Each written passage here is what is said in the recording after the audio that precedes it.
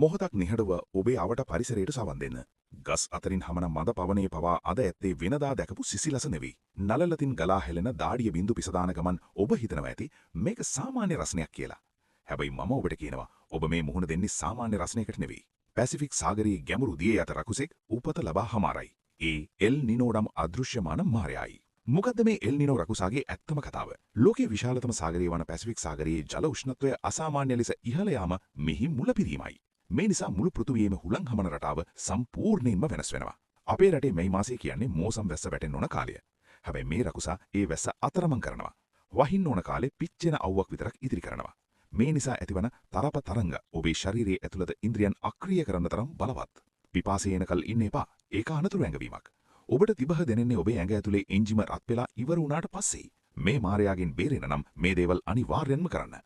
පළමුවනදී තිබහ නැතත් පැයකට වතාවක් වතුර වීදුරුවක් බොන්න. දෙවනුව දවල් 11 සිට 3 දක්වා කාලය මාරක හෝරාවයි. මේ වෙලාවේ අවුවට නිරාවරණය වෙන්න එපා. දෙවනුව ඇඳුම් පැළඳුම් ගැන හිතන්න. කළු පාට ඇඳුම් ඇඳින්න එපා. සුදු හෝ ලාපැහැති ලිහිල් කපු ඇඳුම් පමණක් ඇඳින්න. විශේෂයෙන්ම මතක තබා ගන්න. රන් පදක්කමකට වඩා ඔබේ දරුවාගේ ජීවිතය වටිනවා.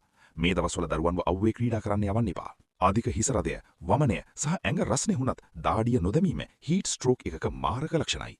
යම් කෙනෙකුට මෙහෙම වුණොත් වහාම ඔහුව සෙවණකට ගෙනියන්න.